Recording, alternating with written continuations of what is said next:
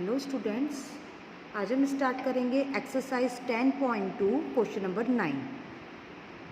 Question में लिखा है in figure 10.13 XY and XY dash are two parallel tangents to a circle with centre O and another tangent AB with point of contact C intersecting XY and A and X dash Y dash at B. Prove that angle AOB equal 90 degree. Question में हमें बोला गया है कि एक circle है जिसकी दो जो टेंजेंट है वो आपस में क्या है, पैरेलल। तो कौन सी है, X Y and X dash Y dash, दोनों आपस में कैसी है, पैरेलल।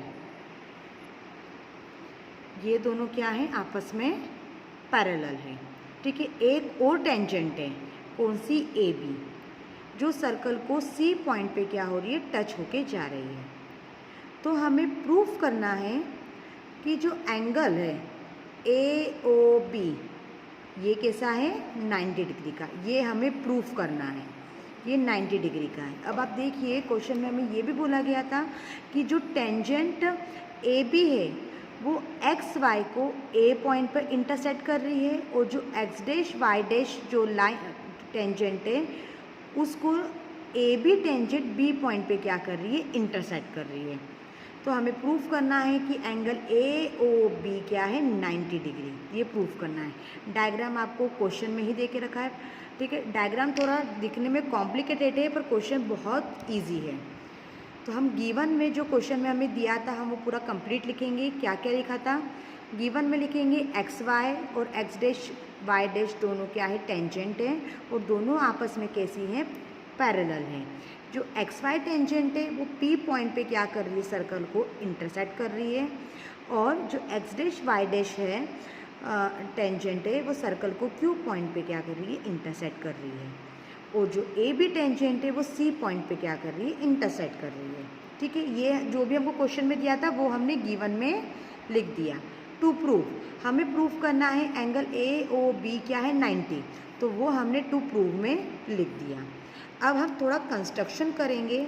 हम कंस्ट्रक्शन में जो ओ सी है उसको हम ज्वाइन कर देंगे। ठीक है, तो हमने कंस्ट्रक्शन में लिखा ज्वाइन ओ सी। जब हमने कंस्ट्रक्शन में ज्वाइन ओ सी करा तो हमारे पास 4 ट्रायंगल हो गए। कौन कौन से, A O P, A O C, C O B and B O Q, ये 4 ट्रायंगल हो गए। तो चारों ट्रायंगल में ओ से एंगल बन रहा है, तो हमने चारों एंगल को नाम दे दिया।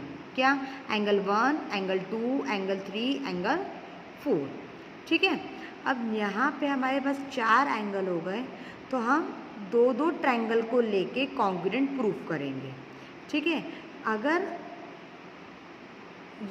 एंगल 1, एंगल 2, एंगल 3 और एंगल 4 ये आप देखिए लीनियर पेयर बना रहे हैं, तो ये चारों एंगल का सम कितना होगा, 180। ठीक है, तो सबसे पहले हम दो दो ट्रायंगल को कॉन्ग्रुएंट प्रूफ करेंगे, फिर आगे देखते क्या होता है प्रूफ। तो सबसे पहले हमने ले लिया ट्रायंगल ए ओ पी, एक ये वाला ट्रायंगल लिया, ठीक है, और एक लिया ए ओ सी, ये वाला उसके पास वाला है। ठीक है, अब दोनों ट्रायंगल को हम कॉन्ग्रुएंट प्रूफ करेंगे। तो सबसे पहले अगर हम इन दोनों ट्रायंगल में देखें, ठीक है, तो दोनों ट्रायंगल में ओ पी और ओ सी क्या है, रेडियस है, रेडियस है ना। अब एंगल ए ओ पी की रेडियस क्या हो गई, ओ पी हो गई, और ए ओ सी की रेडियस क्या हो गई, ओ सी। दोनों सर्कल की रेडियस है, एक ही सर्कल की, तो हम लिख सकते हैं O P equal O C, both radius of same circle. अब दोनों ट्रायंगल में कॉमन क्या है, ओ ए, तो हम लिख सकते हैं ओ ए इक्वल ओ ए। ठीक है, ये इतना हो गया। अब उसके बाद आप देखिए इस ट्रायंगल में ए पी एक टेंजेंट है, और ए ओ सी ट्रायंगल में भी ए सी एक टेंजेंट है। हमने प्रीवियस वीडियो में देखा था कि कोई भी टेंजेंट सर्कल के एक्सटर्नल पॉइंट से टच होके निकलती है तो वो आपस में इक्वल होती है। तो हम लिख सकते हैं ए पी इक्वल ए सी, ये हमने लिख दिया। अब आप देखिए यहाँ पे हमारे पास 3 पॉइंट हो गए हैं, ये भी साइड हो गई, ओ पी इक्वल ओ सी भी साइड हो गई, ओ ए इक्वल ओ ए भी साइड हो गया, ए पी इक्वल ए सी भी साइड हो गया। तो हमारे पास 3 पॉइंट आ गए। तो हम जब 3 पॉइंट आ गए तो 9th क्लास में हमने सीखा है कि जब कोई भी 3 साइड आपस में इक्वल प्रूफ हो जाती है तो हम बोल सकते हैं कि triangle A O P congruent है ट्रायंगल ए ओ सी के। तो हमने लिख दिया triangle A O P congruent है ट्रायंगल ए ओ सी के। रीज़न क्या लिखेंगे? Side side side. ठीक है, अब जब दोनों ट्रायंगल आपस में प्रूफ हो गए कॉन्ग्रुएंट है तो CPCT की प्रॉपर्टी से हम बोल सकते हैं एंगल 1 और एंगल 2 आपस में क्या है? इक्वल है बाय CPCT प्रॉपर्टी। ये भी हमने 9th क्लास में पढ़ा है कि जब भी 2 ट्रायंगल आपस में कॉन्ग्रुएंट प्रूफ हो जाते हैं तो उसके कोई से भी पार्ट एंगल हो या साइड हो हम CPCT से प्रूफ कर सकते हैं। तो हमने इसको मान लिया इक्वेशन नंबर 1। ठीक है, अब ये दोनों ट्रायंगल हमारे आपस में कॉन्ग्रुएंट प्रूफ हो गए। अब हम नीचे के 2 ट्रायंगल लेंगे, अब इन दोनों ट्रायंगल को आपस में प्रूफ करेंगे वैसे ही जैसे अभी हमने ऊपर के 2 ट्रायंगल को प्रूफ करा। तो हमने लिख लिया BOC, ये वाला ट्रायंगल BOC और BOQ ये नीचे वाला ट्रायंगल, दोनों हमने ले लिए। अब इसमें आप देखिए BOC की रेडियस क्या है? OC, और BOQ की रेडियस क्या है? OQ। दोनों एक ही सर्कल की रेडियस है तो हम लिख सकते हैं OQ इक्वल OC। रीज़न लिखेंगे both are radius of same circle. ठीक है, अब दोनों ट्रायंगल में कॉमन क्या है? OB। देखिए आप दोनों ट्रायंगल में कॉमन OB है तो हम लिख सकते हैं OB इक्वल OB। ठीक है, और रीज़न कॉमन।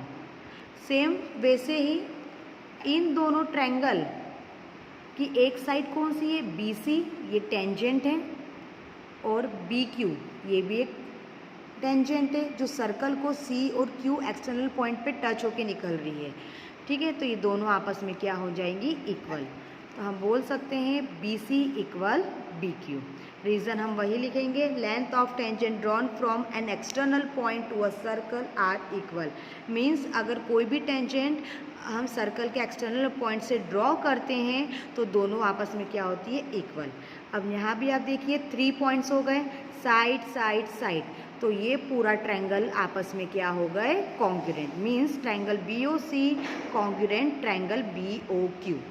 ठीक है, जब ये दोनों कॉन्ग्रुएंट हो गए तो हम CPCT की प्रॉपर्टी से एंगल 3 इक्वल एंगल 4 हम आपस में इक्वल लिख सकते हैं।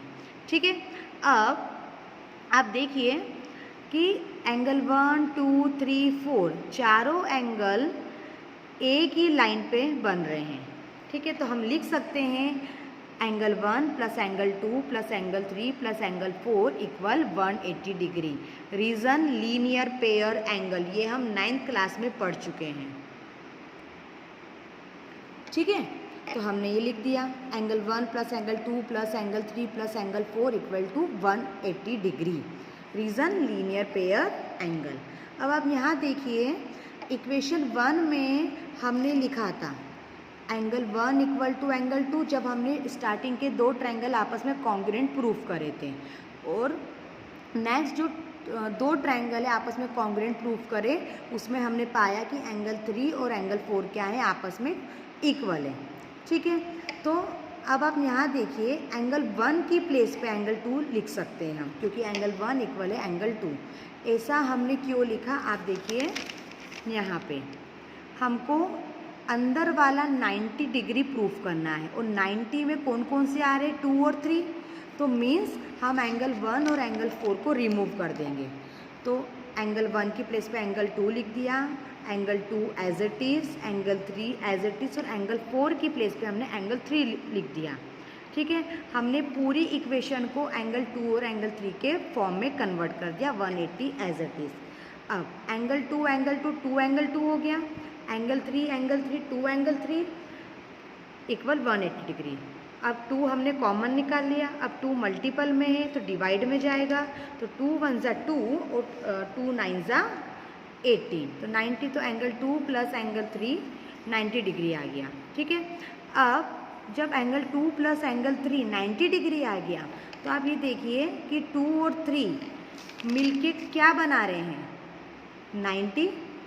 तो हम बोल सकते हैं एंगल ए ओ बी दोनों आप ये जो एंगल है वो कितने का हो गया, 90 डिग्री का हो गया। आई होप ये आपको क्वेश्चन अच्छे से समझ में आया होगा। ठीक है, आप एक बार इसको करके देखिएगा, आपको बहुत अच्छे से समझ में आ जाएगा। तो यहाँ पे हमारा क्वेश्चन नंबर 9 फिनिश होता है।